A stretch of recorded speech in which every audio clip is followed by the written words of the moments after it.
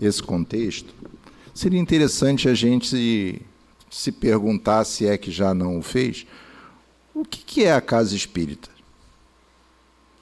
Como é que a casa espírita existe? De uma maneira geral, o ser humano, desde sempre, ele é um ser construído socialmente. Se nós falamos, é porque nós temos com quem falar, e quando nós somos pequenos, somos estimulados a falar. Da linguagem falada adiante, com o intuito de representar os contextos, surgiram as pictografias, as gravuras e depois a linguagem escrita. Da linguagem escrita surgiram... É que eu não quis maltratar o parafuso aqui, mas não teve jeito. Surgiram as representações dos fenômenos naturais, as ciências, e das ciências surgiram as produções mais nobres de conhecimento. Tudo isso vem do vínculo social e também afetivo. Se você pega uma criança pequena e não dá atenção para ela, ela não se desenvolve. Então, essa nossa humanidade, ela não é só biológica. Ela não é só uma característica de nós sermos um ser vivo com a característica humana. A construção do ser humano sai para além do biológico e vai para o sociológico. Nós, espíritas, sabemos que isso vai mais além, porque a própria estrutura da sociedade do corpo são construções transitórias em busca da individualidade que é o espírito.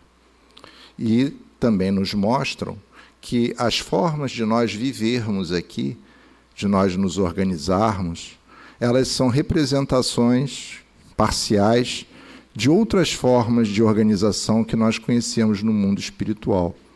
Então, o mundo espiritual é muito organizado. Quanto mais evoluído o coletivo que organiza, mais evoluída é essa organização. Então, quando a gente vê descrições de André Luiz, né, e outras sobre Nosso Lar, Alvorada Nova e várias colônias, como eles chamam, eles estão nos mostrando o quê? Que a vida espiritual, fora da matéria, é uma vida social, com compromissos, com organização. Por quê? Porque nós continuamos sendo seres sociais, mesmo quando estamos desencarnados. Nós precisamos uns dos outros. A prova mais cabal disso é que quando Jesus, perguntado sobre, né, por onde ir, digamos assim, ele resumiu toda a filosofia cristã a duas diretrizes: amar a Deus acima de todas as coisas e amar ao próximo como a si mesmo. Por que ele colocou o próximo nessa história? Ele podia ter dito fazer o bem, ser isso, ser aquilo, mas ele colocou o próximo por quê? Porque o próximo é sempre o vínculo com o qual nós nos construímos. É a relação com o outro que nos constrói. Se nós nascemos com o egoísmo como um dispositivo de segurança, é o convívio seguro e é o afeto que fazem com que nós requalifiquemos esse egoísmo para podermos ser seres viáveis, porque senão não conseguimos viver em sociedade. Então, todo o princípio, né, de desenvolvimento da nossa mente, da nossa inteligência, das nossas competências, são construídas socialmente, através daquilo que nos afeta, né, daquilo que mexe com as nossas emoções, com as nossas sensações. Quando você pega uma criança pequena e a abraça, faz carinho nela, dá beijo, o registro de prazer que ela tem vai fazer com que a vida inteira ela seja uma pessoa propensa à afetividade. Ela vai ter o movimento do prazer, por quê? Porque ela aprendeu, mesmo numa época em que não tinha consciência plena, de como é gostoso, como é carinhoso ser abraçado, ser cuidado. E isso fica para a vida toda. O contrário também é verdadeiro. Se a pessoa não é estimulada, não tem essa memória, É como se o corpo fosse frequentemente frio ou anestesiado. A mesma coisa com a questão da fonação, a mesma coisa com a questão dos hábitos de disciplina, do convívio. Uma pessoa que vive sozinha, ela não precisa se preocupar com muitas das suas consequências. Mas uma pessoa que vive com outros, ela não pode fazer o que quer. E ela tem que lidar com o que o outro quer fazer. Então, esse princípio faz com que toda a história do ser humano seja a história de pequenos grupos ou de grandes grupos, mas de um sistema social que vai evoluindo. E à medida que a história avança e nós evoluímos, esses sistemas são cada vez mais regulados por princípios menos materiais. Não é o mais forte que é o chefe, não é o mais violento, não é? A gente vai buscando o quê? A superioridade moral e intelectual capaz de conduzir aqueles que precisam construir consensos. Essa é a diretriz de segurança da vida na Terra e no mundo espiritual. Então, nós nunca estaremos sós e nós nunca estaremos distantes dos próximos, porque o próximo é a nossa escola de autoconstrução como espíritos, é também como cidadãos quando estamos encarnados. E essa construção com o outro tem uma característica muito interessante. Por quê? Porque ela é de uma complexidade multidimensional, de maneira que um grupo de pessoas, seja de qualquer tamanho, quando se reúne, o efeito que isso produz é muito mais amplo do que a capacidade de qualquer uma das pessoas envolvidas. Seja uma criança brincando, seja um conjunto de homens fazendo uma empresa, um Estado, um exército. A força moral do grupo é muito maior do que a força moral do indivíduo. E isso vale em todos os casos, para o bem e para o mal. Você vê um jogo de futebol, que são as mesmas pessoas que estão ali. Aí, em um determinado momento, a torcida percebe que o time não vai bem e começa a gritar, a empurrar. Empurrar como se não tem uma mãozinha para fazer o camarada correr, né? Mas, de alguma forma, parece que aquelas pessoas se imbuem do ânimo e passam a jogar porque a torcida está empurrando. Empurrando como? Botando a mão nas costas? Não. É esse efeito coletivo daquele ritual social do jogo, que emociona, que mexe com a fisiologia, dispara cascatas específicas de hormônios e fazem com que o indivíduo tenha uma disponibilidade, uma mobilidade que antes ele não tinha.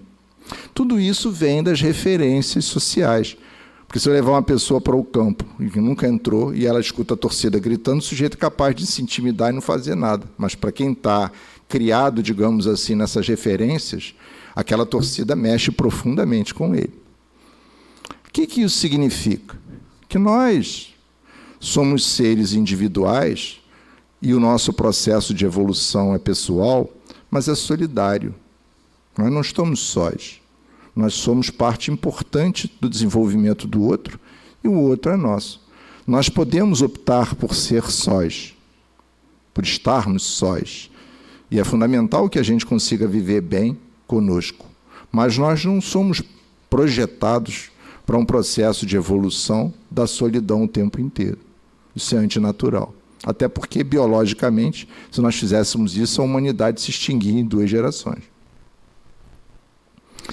Por que eu quero começar por esse caminho? Porque quando a gente pensa assim, a gente vai ver que, ao longo da história, existe uma palavra chamada instituição. A instituição, quando a gente discute isso no aspecto sociológico, é uma forma de fazer ou de organizar que é construída e se mantém. Então, por exemplo, o casamento é uma instituição. Pode sofrer muitas variações, mas é uma forma de viver que vem se perpetuando, né, durante muito tempo. E outras. Então, quando a gente fala que a casa espírita é uma instituição, Pode-se pensar nessa instituição como uma estrutura, um prédio, uma pessoa jurídica, que também tem esse efeito. Mas a gente está falando de uma forma de organizar, de uma forma de se encontrar, de conviver, que é institucional. Então, se nós hoje formos no Brasil inteiro, e talvez em outros lugares do mundo, vamos encontrar lugares, né, que são assim, com pequenas variações. Isso é uma institucionalidade, é uma forma de ser. Da mesma maneira que, há muito tempo atrás, as crianças, né, antes, sei lá, do século VI, na Roma Antiga, estudavam de uma forma. Aí o Estado criou uma escola. Desde que criou essa escola, a educação formal passou a ser uma institucionalidade e vem se repetindo ao longo das gerações. Assim como quando criaram-se as universidades, os hospitais, os exércitos formais, porque antes eram bandos de mercenários. Tudo isso são instituições que se perpetuam. E a Casa Espírita é uma instituição. Inclusive, desde o Código Civil, né, se não me engano, 2002, nós somos uma associação civil que tem propósito definido, tem uma forma de regulação. Quer dizer, a própria lei define como é que a Casa Espírita é. Quando a gente fala numa Casa Espírita dessa forma, entra uma leitura, né? A gente sabe que existem espíritos que contribuem com o progresso humano nas diversas áreas, no campo da ciência, da arte, do direito, da história, até da guerra. Como é que as casas espíritas são vistas dessa maneira? E quem diz casa espírita diz, por exemplo, as igrejas, as instituições religiosas que se preocupam com essa questão espiritual. Vocês já pararam para pensar como é que é criada uma casa espírita?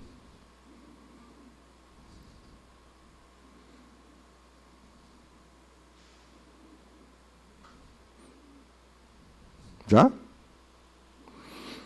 Em geral, as notícias que nós temos dos casos particulares é que, da mesma maneira, né, que as famílias se conhecem de alguma forma num contexto mais amplo de uma família espiritual, e os grupos por afinidade, mediante a orientação espiritual superior, se organizam para nascer, né, e formar um grupo familiar. A camarada nasceu no Ceará, o outro no Rio Grande do Sul, aí vieram fazer um curso de pós-graduação aqui na UFRJ, se conhecem, se casam, têm filhos. Você, puxa, que vetores fantásticos para unir essas pessoas. Por que isso acontece? Porque, na verdade, há não uma aleatoriedade, mas há uma organicidade por trás disso. Os laços familiares sérios são construídos por planejamento. Então, nós, como grupos espíritas, quase sempre temos uma espécie assim de vínculo familiar, não consanguíneo, obrigatoriamente, embora possa ser, mas um vínculo da família espiritual. Nós somos espíritos que nos conhecíamos, né, como alguém que vive numa cidade, num mundo espiritual, de níveis variados. E aí, em algum momento, a benefício de nós e das gerações anteriores e das futuras, espíritos incumbidos de organizar a sociedade nascem com a função de abrir o caminho. Assim como na área da medicina, da biologia, da química, da física, de qualquer área, da política. São grupos de espíritos que nascem para fomentar a construção de uma institucionalidade que vai servir aos outros. Isso faz com que o mundo espiritual faça como nós fazemos quando a gente quer criar uma empresa. Como é que a gente cria uma empresa? Faz uma chamada, né, pública ou não, junta capital, cria uma instituição e aí a gente começa a operar com registro, né, na bolsa, com registro civil, com registro comercial, para poder formar uma empresa. O centro espírita é formado da mesma forma, só que esse capital não é dinheiro. Esse capital são qualidades espirituais daqueles que têm envergadura para fazer isso e de espíritos superiores que patrocinam essa intervenção, porque sabem que depois que aquela casa ou aquela instituição é formada, ela será um ponto de apoio ao progresso das pessoas que estão ali naquele momento e das que virão no futuro. Serve como um ponto de referência. E as casas espíritas, assim como as igrejas e todas as instituições sérias que se perpetuam, são instituições de quê? De apoio à nossa evolução. E como é que isso é feito? Através do planejamento reencarnatório, para que os fundadores fundem e depois os colaboradores que venham depois colaborem, porque senão, como qualquer instituição, ela morre, ela se alimenta da vida social. Então, quando a gente olha a proposta da doutrina espírita, é muito interessante perceber o quê?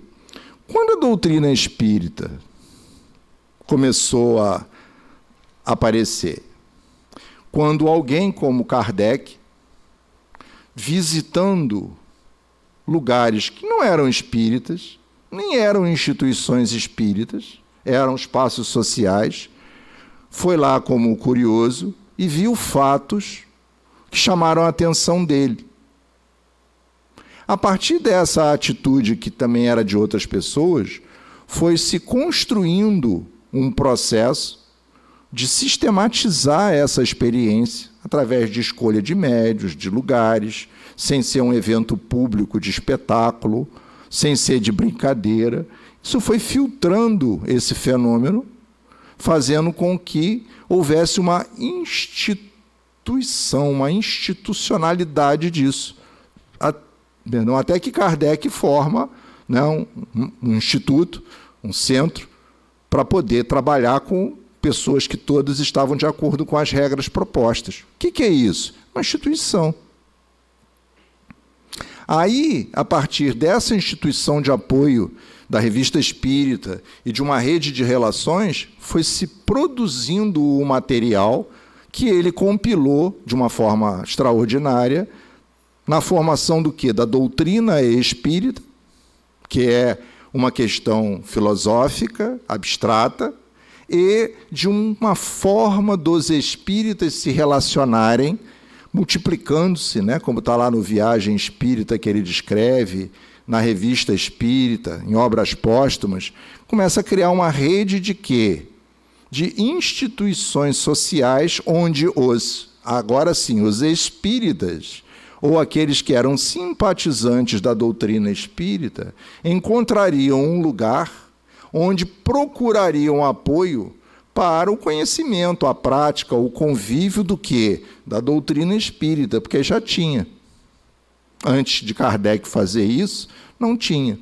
Então, tem um texto acadêmico muito bem feito, que fala a história do espiritismo no Brasil, que traz essas referências, e mostra justamente ainda na época do Império, quando vieram para cá, né, um português e um francês que tinham vínculos com isso, e começaram a fundar, muito antes da FEB existir, de qualquer uma outra dessa instituição brasileira ser formada, eles começaram a formar o que a gente chamaria hoje de origens do movimento espírita. Do movimento espírita. O que é o movimento espírita? É o conjunto das ações que aqueles que são espíritas, ou acham que são, ou se dizem, fazem na sua vida social, né, em relação ao espiritismo. Doutrina espírita não é isso. Doutrina espírita é o conjunto de ideias, né, que Kardec compilou a partir do ensinamento dos espíritos. Então, a partir desse movimento espírita no Brasil, foram sendo criadas instituições, né, que são os antecessores, né, os antecedentes da nossa casa espírita, dessa aqui e da nossa e de outra. Aí a pergunta que não quer calar, mas por que fizeram isso? Numa época, inclusive, que teve, mesmo na época de Pedro II, teve perseguição, porque havia uma interpretação de que isso eram práticas criminosas. A Igreja Católica, naturalmente, fez uma pressão pesada. Isso aí foi sendo uma epopeia para que o espírita pudesse se dizer espírita, pudesse se reunir com outros espíritas e professar a sua religião como quisesse. Por que essa trajetória? Porque não tinha outra. Era preciso que as pessoas, naquelas ocasiões, defendendo suas ideias, querendo se reunir, querendo conversar, querendo estudar, querendo praticar a mediunidade ou lidar com os fenômenos mediúnicos, encontrassem lugares em que isso aconteceria. Foi exatamente o que fez Kardec, organizando essa história. Então a gente vai ver, né, que a construção das casas espíritas, como instituições que passam pelas gerações, né, essa construção é um dos pilares da promoção, né, da ideia espírita no mundo.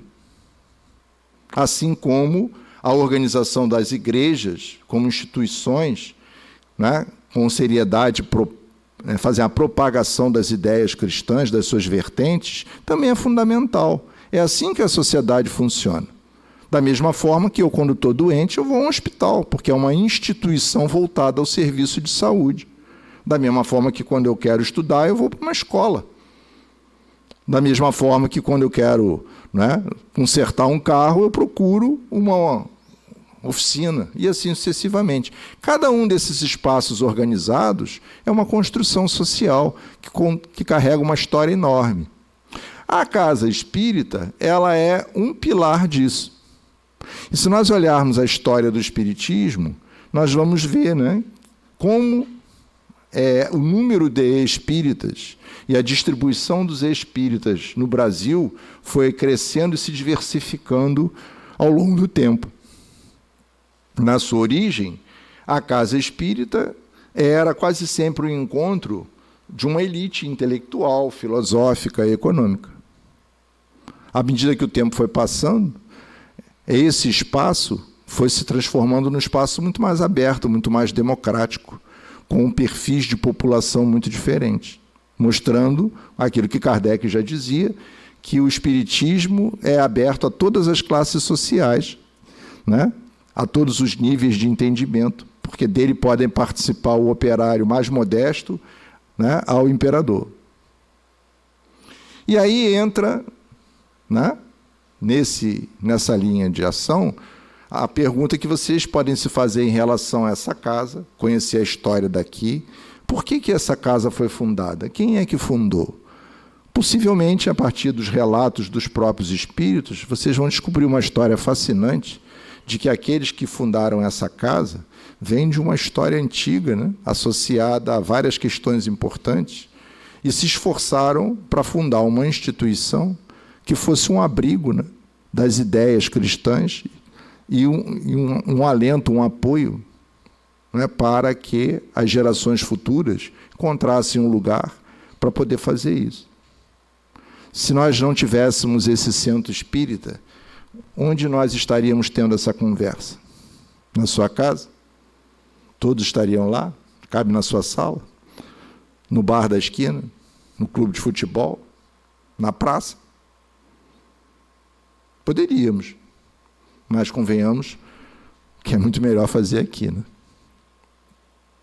Então, a casa espírita é um posto de serviços, cada um com as qualidades do grupo que a conduz, que alcança boa parte das necessidades humanas. Estávamos conversando sobre isso, né? A casa espírita, desde o Império, é um lugar de prática da caridade. E, por um bom tempo, né, essa caridade certamente tinha como prioridade a caridade de ordem material, uma vez que a gente tinha uma baixa organização do Estado para atender populações carentes, etc. Então, eu fico pensando o seguinte, um centro espírita, né, em Frankfurt, ou então em Estocolmo, ou numa das capitais que tem maior qualidade de vida na Europa, não vai dar bolsa de alimento para ninguém, não vai ter serviço médico dentário para ninguém, né? Mas será que não vai ter atendimento fraterno? Será que não vai ter paz? Será que não vai ter uma palestra espírita? Será que não vai ter reunião mediúnica para atendimento? Claro que vai.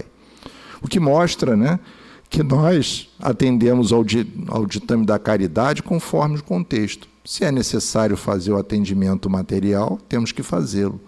Mas a gente não pode perder de vista que a grande questão nossa é que nós estamos aqui de passagem e quando a gente voltar para o mundo espiritual, nós vamos voltar com as qualidades transformadas como espíritos. Todas as outras questões de patrimônio ficam por aqui. Então, no fundo, atendendo ou não ao corpo, a casa espírita tem que atender à alma. E como é que a gente faz esse atendimento? A casa espírita tem uma característica muito interessante. A casa espírita não tem um staff, um corpo físico, pessoas contratadas para fazer alguma coisa e os outros que são beneficiados. Tem? Não. Diferente de outras instituições, nós não temos um corpo formal, não tem sacerdote. A gente entra na casa espírita quase sempre pela porta da necessidade, da curiosidade, da afinidade, e depois, dentro da casa espírita, a gente percebendo a extensão das possibilidades e dos compromissos, faz o que eu costumo brincar lá na minha casa espírita, que é trocar o balcão, né, o lado do balcão. Então, quando você chega ali, tem alguém que diz boa noite, seja bem-vindo e cuida de você. Quando você vem para cá, alguém faz a leitura, né? Eu faço o estudo, alguém te dá a passe. Então, você está no balcão de quem está recebendo. Aí chega uma hora que dá um estalo e você troca o lado do balcão. E aí você descobre que o salário é bem melhor, o plano de benefícios também, né? Tem toda uma qualidade funcional que você não sabia. E é isso que alimenta a casa espírita. Só que esse processo é um processo que foi construído de uma maneira muito particular. Por exemplo, quando o Brasil ainda tinha imperador, as casas espíritas já elegiam seus dirigentes. Você chegar numa casa espírita que as coisas não comecem na hora é muito difícil, só se tiver um acidente. Por quê? São valores do respeito humano, da paridade. Então, ser espírita e estar na casa espírita é também ter um espaço de atitudes, de convivência, que é muito particular. E esse é um espaço formador, porque a gente faz isso, quando pode, com as crianças. Então, a criança começa a perceber uma outra forma institucional de agir. A casa espírita não faz proselitismo, nem faz sectarismo. O camarada chega ali e diz assim: eu sou evangélico, queria que alguém conversasse comigo. Que bom, meu amigo, senta aqui, vamos conversar. Ninguém quer que ele troque de religião. A gente quer que ele fique bem, de preferência na própria religião. Então, esse movimento é institucional. Se você for em qualquer casa espírita que siga a doutrina espírita, você vai ver que troca a cor das poltronas, mas não troca a cor da doutrina. O que aconteceu com as casas espíritas ao longo do tempo? Elas foram se aperfeiçoando. Por quê? Eu já fiz parte de estudo sistematizado em que 90% das pessoas eram pessoas muito simples, que não tinham uma escolaridade avançada. Hoje, é muito comum você encontrar na casa espírita, em todas as áreas, pessoas que têm uma profissão, uma escolaridade, né, muito razoável.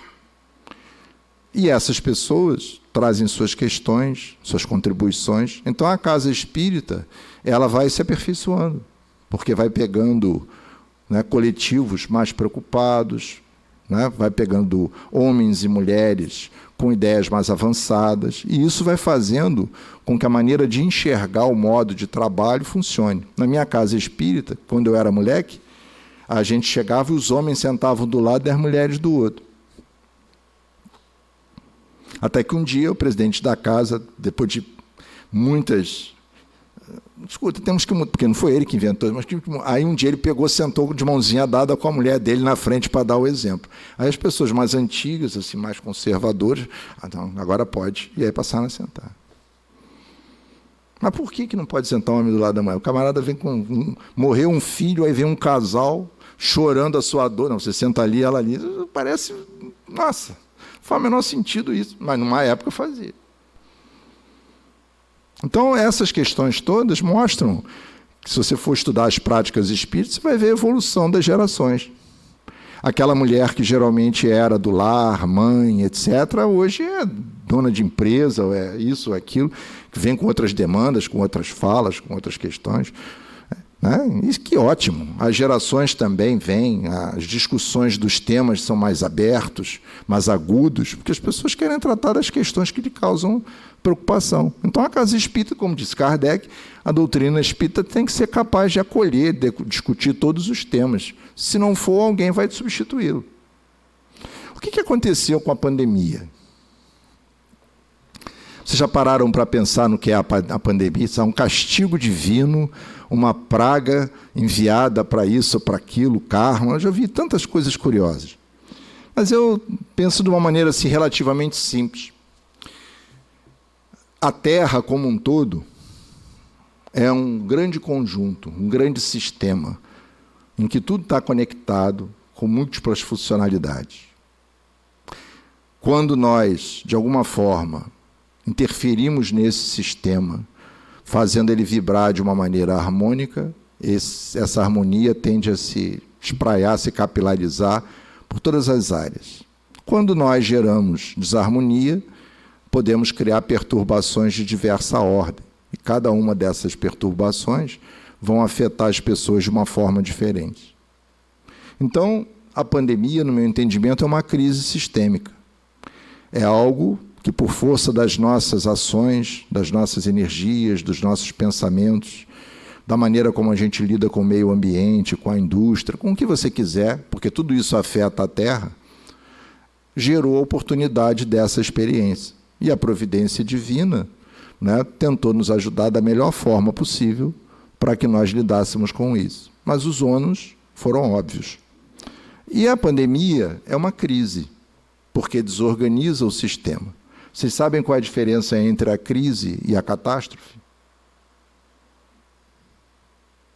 A crise é uma perturbação da ordem vigente, quase sempre por uma falência de alguma ordem.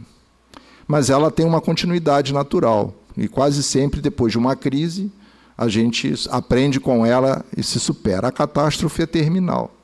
Significa dizer, né, que parou. Esse cata na frente do catástrofe sugere isso. Catatonia, né? Aquela paralisação. A pandemia não foi uma catástrofe. Foi uma crise. Para nós que acreditamos na imortalidade, morrer de pandemia não é diferente de morrer de ataque do coração, de AIDS, ser atropelado ou simplesmente ficar idoso e ter falência múltipla. É simplesmente voltar para o mundo espiritual. Então, tudo o que se fala sobre perda, sobre isso, sobre aquilo, por causa da pandemia, né, não muda a natureza do fato de que as pessoas desencarnaram.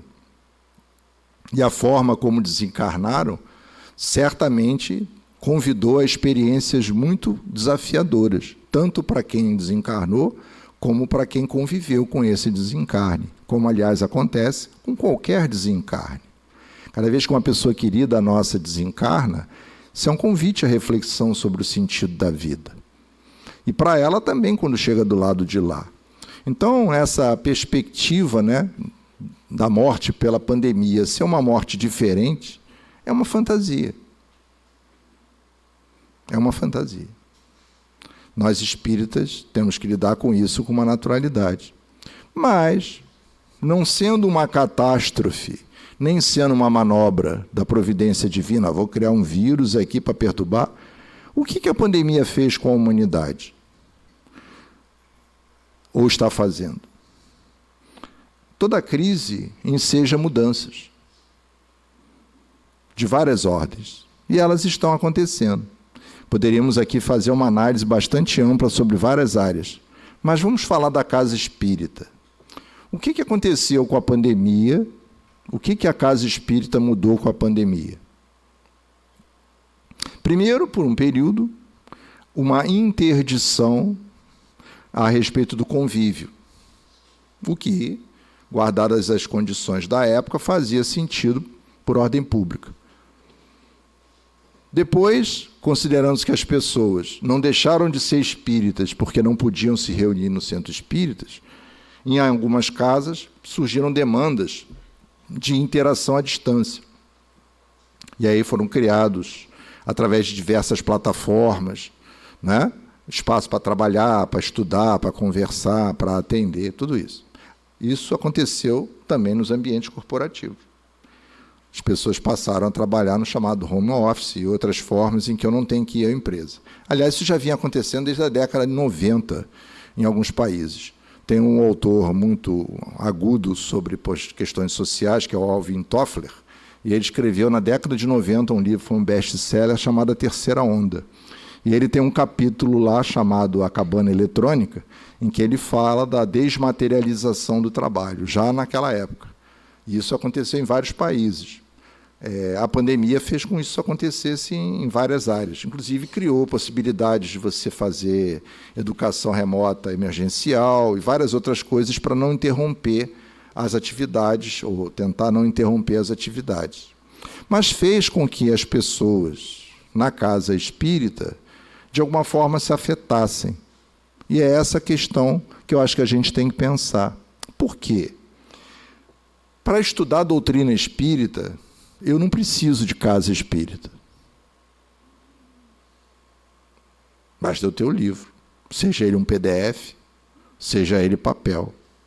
E um lugar para sentar, uma boa luz, tempo para pensar. Mas quando eu venho ao estudo sistematizado é bacana, porque tem outras pessoas, tem outras ideias, às vezes eu não entendo, tenho que perguntar. Isso é óbvio, tão óbvio que a gente criou o sistema de ensino formal a vida inteira. Um adulto hoje estuda 25, 30 anos para ter uma formação profissional. E esse ensino não é sozinho, é com alguém ajudando. Então, ter o convívio na casa espírita para estudar ajuda. Mas a casa espírita, por tradição, ela é um ponto de contato entre o mundo material e o mundo espiritual. Aí a pergunta é, vamos fazer uma reunião mediúnica à distância? Você é médium de incorporação, eu sou doutrinador. Então a gente se reúne, você lá na sua casa se concentra, você incorpora e eu vou te doutrinar à distância. Pô, mas e se o sinal de rede cair, como é que faz? Aí...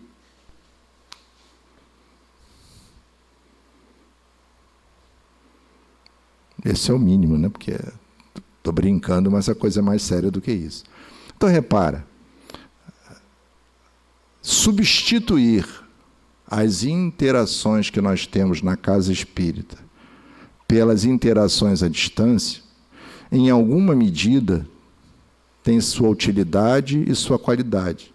Principalmente a questão da difusão.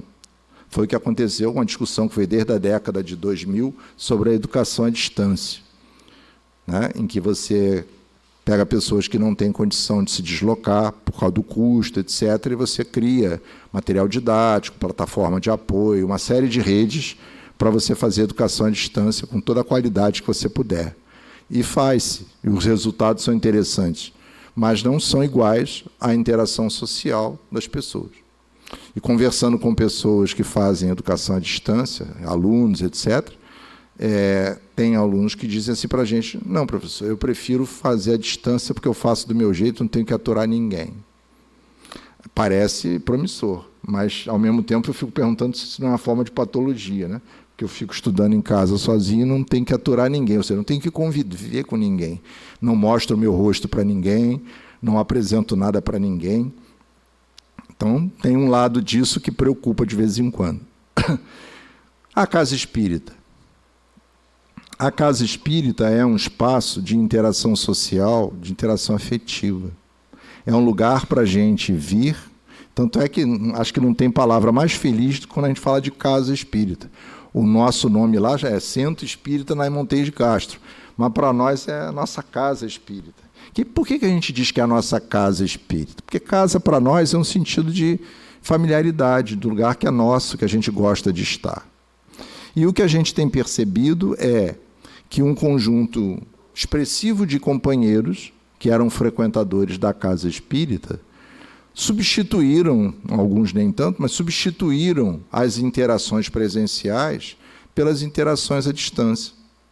Aí você monta um grupo de estudo e diz, não, eu vou fazer o outro que é à distância.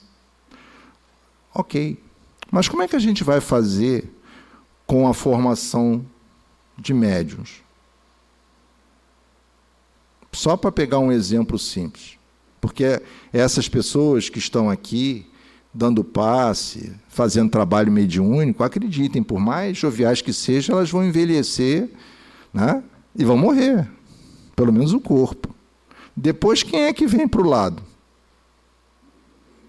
A gente gasta 6, 7 anos para atingir um grau de maturidade como trabalhador na casa espírita. Essa é a minha estatística. Às vezes gasta mais. Mas, então, se nós hoje, do ponto de vista de logística, não começarmos a formar os quadros para, no ano 1+1, no ano 1+2, no ano 1+3, terem um efetivo de médium, considerando que as pessoas vão se afastando, em algum momento a gente vai ter um buraco.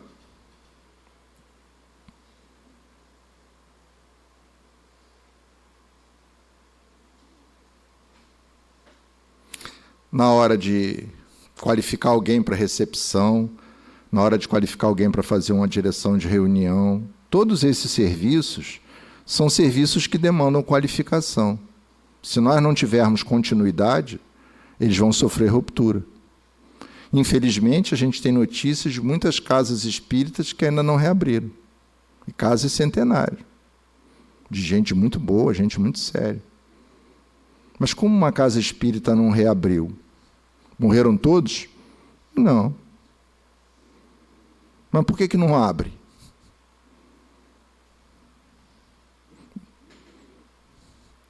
Então, o que a gente fica preocupado, né, e os espíritos têm nos sugerido isso recorrentemente, muito amorosamente, é uma coisa que eu vou falar com vocês aqui, vou confidenciar um segredo, né?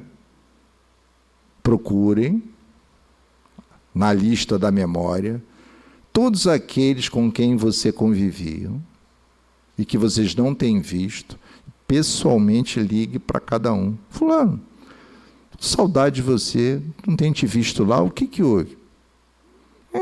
As desculpas são desculpas mesmo, são muito, em geral, muito vazias. Sabe o que é isso? É como se a pessoa tivesse um hábito que não refletia sobre ele, aí aconteceu uma descontinuidade e ela esqueceu o caminho de casa.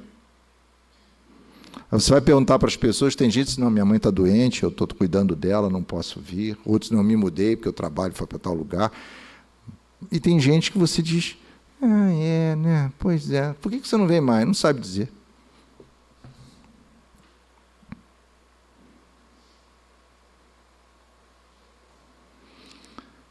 Então, nós temos uma responsabilidade. Por quê? Todos nós que usufruímos da casa espírita somos beneficiários dela. E, em geral, como espíritos encarnados, nós estamos associados a um projeto mais amplo. Porque a casa espírita é um ponto de apoio para a nossa vida pessoal, para a reencarnação daqueles espíritos que serão nossos filhos, para o recolhimento dos companheiros da nossa família que desencarnarão. A casa espírita é um polo de apoio para aquelas entidades espirituais que são responsáveis pela nossa encarnação, que de vez em quando precisam chamar a gente para conversar. A casa espírita é um lugar para isso. O atendimento para espíritos com quem temos vínculos anteriores e que hoje nos obsediam em função de não terem perdoado nossos erros. A casa espírita é um lugar para isso. Eu tenho um amigo que está triste, está deprimido, está pensando em se matar, ele precisava conversar com alguém. A casa espírita é um lugar para isso.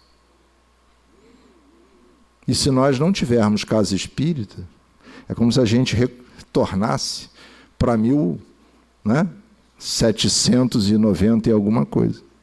Porque onde é que a gente vai fazer essas coisas? Entenderam a história?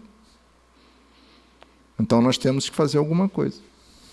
Por isso eu disse que vim aqui hoje muito mais para conversarmos, para refletir, do que um aprofundamento doutrinário sobre outras questões. Entenderam a ideia? É isso que os espíritos têm dito para nós e acredito que estão dizendo para todos. Procurem os companheiros, os trabalhadores, conversem. Por quê? Porque é esse amor, esse afeto, da gente ver rostos conhecidos, de receber um abraço, de chegar aqui cansado e alguém conversar com a gente com carinho, que é esse efeito da torcida, né, que a gente mencionou, que alimenta muitos corações que hoje não percebem, mas estão esmaecidos, estão enfraquecidos, estão sozinhos. E quando vem para cá, né, todos nós nos revigoramos. Então, temos que pensar não apenas em vir à casa espírita, em cuidar das nossas dificuldades, mas de resgatar, vamos dizer assim, esses companheiros que não voltaram, porque estão perdidos, muitos estão perdidos. E, às vezes, é o nosso afeto, é o nosso carinho que tira, né, o indivíduo daquela inércia, ou da preguiça, ou das novas rotinas que assumiu, para poder vir para casa. Isso é um fenômeno universal. Muitas empresas estão tendo dificuldade de resgatar seus funcionários, porque o sujeito se entranhou numa rotina doméstica, não quer sair, não quer voltar. Por trás disso tem razões racionais de economizar tempo, transporte, tudo isso é verdade, mas às vezes também tem um quadro disfarçado de querer fugir. E isso, muito frequentemente, né, são os primeiros degraus da escada que leva para a depressão, para a solidão, para uma porção de outros processos. Não quer dizer que ficar sozinho seja patológico, mas quando as pessoas querem fugir do convívio sistematicamente, isso não é um bom sinal. Fico por aqui.